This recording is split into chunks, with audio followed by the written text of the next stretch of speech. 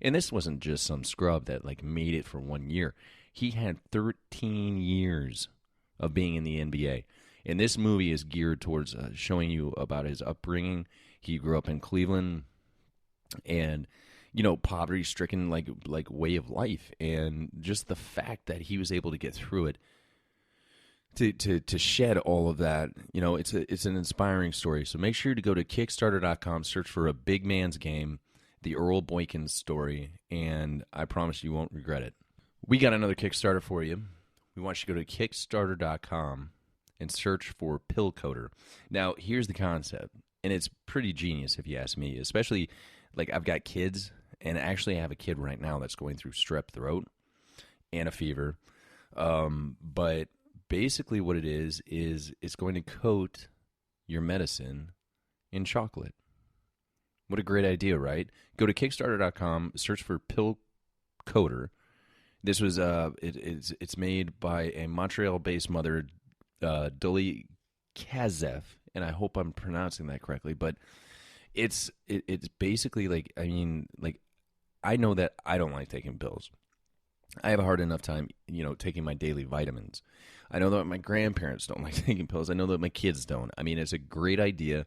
Basically, what it's going to do is going to make them a little bit more tasty. Now, there's also the danger of it. You know, you obviously don't want pills laying around that are covered in chocolate because your kids could get into them. So, I mean, you got to be careful about it. But it's going to help you, like, get over like the fear, maybe not the fear, but the taste, the feeling of taking pills if you got a little bit of chocolate with it. So it's a great idea. Go to Kickstarter.com, search for the Pill Coder, and it'll help you take your pills. Take your pills. Like, you know, they always say a spoonful of sugar helps the medicine go down. Yeah, well, not sugar anymore. We're talking chocolate. Go check it out, Kickstarter.com. Okay, so here's a pretty inspiring story. This is a story about Brian and his family. They live in Hawaii. Brian and his wife, Georgia, or Georgia. Hawaiian names, like I've got a cousin that lives in Hawaii, so I know that sometimes the names can be pronounced different. What I do know is that Sophia, their daughter, is adorable. And basically what they need help with is with moving, relocating. Like I said, I have family that live in Hawaii. I have visited Hawaii. It's expensive. So they need to be able to find some money to be able to relocate so that they can live the life that they want to live. And you can go to GoFundMe and search for Help Us Live Our Dreams. And basically what it's going to do, they're a gorgeous family. And it's going to help them, like, start over in a new place that they can afford. And it's a fantastic idea. And Brian even mentioned in the GoFundMe page that, you know, they're raising a little girl. I have a little girl myself. She's not as little as Sophia. She's 7. But you want to raise your kids, and you want to let them know that not everybody is like on the news. You know, like, there are people out there that care and want to help people out when they need it. And that's all that's going on here. Brian and his wife, Georgia, I hope I'm pronouncing that correctly, and their adorable daughter, Sophia, just want a chance. So if you can go to GoFundMe.com and search for Help Us Live Our Dreams, they're only looking for $5,000 to relocate. It's not a lot of money, and any money can help. Make sure you go there right after the show.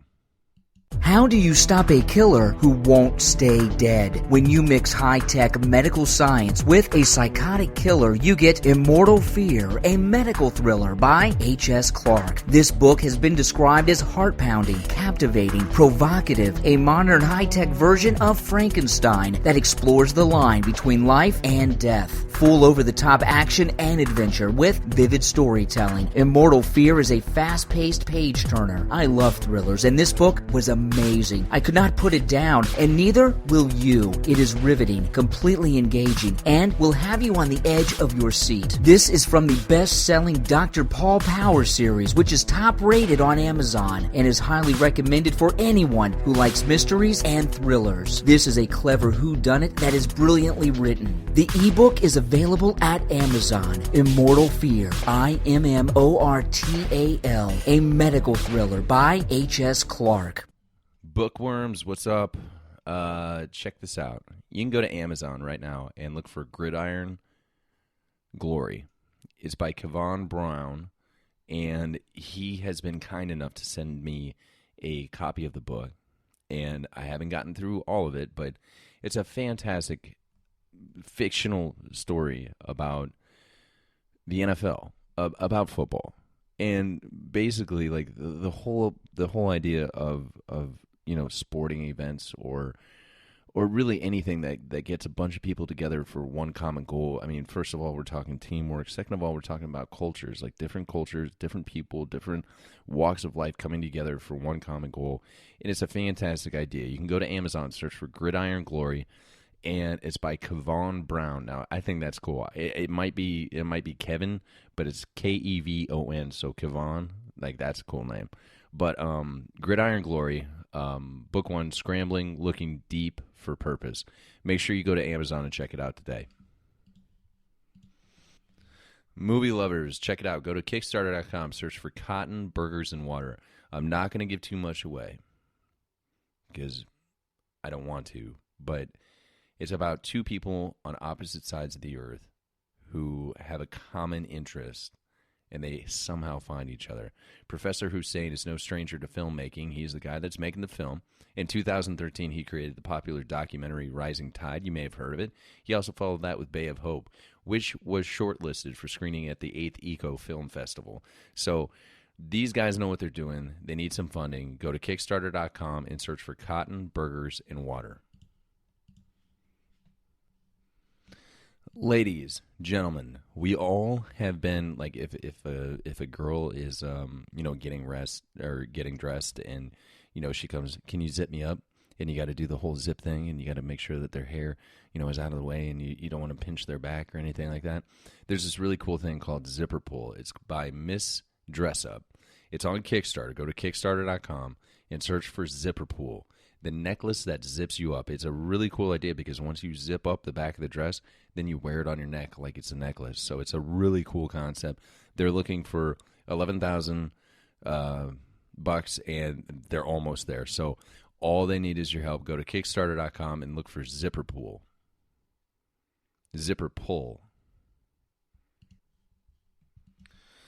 If you love music, what better way to love music than to help produce? I guess you'd be the producer of an album. You can go to Kickstarter.com and look for Charity by Kev. It's a fresh new record and a fundraiser too. Kevin John's Diamond Kev. I like that. He will be recording, selling, and touring on his new album Charity with a 4-piece professional rock pop ensemble. And it's a concept album, and all they're asking for is the fans to come together and help them out put this album together. And they've got a couple days left. You go to Kickstarter.com, search for Charity by Kev, and you can help actually put an album out there. Like, that's the cool thing, is that you can actually help produce an album, make an album. Check it out. Make sure you listen to it. I've listened to it. It sounds great. Make sure you go to Kickstarter.com and search for Charity. Okay, so most of our audience, we are all gravitated towards the arts. At least most of us. Most of our audience is. And this is kind of a cool concept. It's like Kickstarter.com, Let's Play Music. You can go there, search for that. It's a really cool concept because it's about a gentleman, Cyril and Friends Part 2 and webisodes. So they're going to be filming this, and they're going to be making music. So they, I've noticed that they've got an angel investor who is committed to match up to $115,000 if they can raise it. Their goal is not nearly as much, but they've got a guy who will match it. So every dollar that you pledge, somebody else, an angel investor, is going to match your dollar to get these guys where they need to be. It's a very cool concept. I enjoy music myself, and they're from Hawaii, and they're just making beautiful music in a beautiful place. So make sure to go to Kickstarter.com and search for Let's Play Music. You're listening to the Bill and Joe Show. And welcome back to the Bill and Joe Show. You were the one that turned me on to this. What is it? Well, like the whole idea, like I've always been clean, like down there, like I've you know. Oh, sure. I mean, because the rule is, you know, like if you want somebody's mouth to be anywhere near that, you gotta make keep it up, at least appealing as much as you can to them. Well, because I mean, nothing is more I don't know, unsatisfying to either partner when you have to stop and you got to do that whole pull the hair out of your mouth. Oh my God, get it out from in between your teeth or something. Like, I mean, that used to happen back in high school. Luckily, I've graduated to a new breed of women, but like it just well, and the trend now for women is to just get rid of it all. Yeah, have it all be gone. That's usually the easiest, quickest thing they do. Now, have you tried that as a guy? Going completely bald? Just I did that once. There's a little bit of your hair follicles are not used to it, and it was a drunken, like 2 a.m. Oh, you know that's what? half your problem. I'm gonna shave my balls, and I just kept going because I wanted to shave them clean and smooth. Sure. Because that's the worst part is you get the beard trimmer on there, Right. You take things down short, Right. but then there's prickly and nubby, Yeah. and it just doesn't feel good. Yeah, I feel you there. So I thought, I know what I'll do. I'm going back to the day I was born, just completely bald. So you talked me into this because it was, I don't know, like a year and a half ago. You mentioned it on the show that you trim head to toe. That's right. And I was like, I've never even heard of such a thing. This is retarded. Mm-hmm. Like I've heard of the manscaping. You know, Axl Rose actually once had a brilliant quote about doing that back in like the 90s. Okay. About how if you want to make your tree look bigger, you gotta trim the shrubs around it. Okay. So like that's always been my mantra. So but this whole new, like, what do you mean? And you were like, yep, man, legs, arms, everything. And I was like, what? Well, I'm a hairy guy. Okay. I mean, the arm hair, the chest hair, Okay. the leg hair, it gets a little long. Okay. And I don't like it. I don't appreciate it. Well, I'll never be able to go back thanks to you. Like I've started, and like if I catch like one like little extra long hair on my wrist, then I'm like, yeah, motherfucker, I'll burn it with a cigarette. Like I've started smoking just to cut, just so I have something that I can burn it down with. I took up smoking so I would always have a constant flame to drain back any arm hairs. Yeah, it drives me insane now. So it's like I don't know, but I sent you a picture like a couple months ago of an old guy with arm hair. Right. That was like, I don't know, what would you say? How many inches long? I would have guessed that his arm hair was 2.5 to 3 inches long. 2.5 to 3 inches. Now, that man was my grandfather. And the reason I took that picture, and before we get to what we don't look forward to being old, because this is mine, I don't want to get to the point where I don't give a shit anymore. You know, like, yeah. So his arm hair is so long that we went out to breakfast that morning, and you know, I'm a bacon and eggs. You know, I like my over easy. I like dipping the toast, having some dip eggs. And, sure. You know, I was, and you know how much I love salt and pepper. Yep. So I'm peppering everything, and I kind of set the salt and pepper like right next to my plate, not thinking that my grandfather would need any because he's old.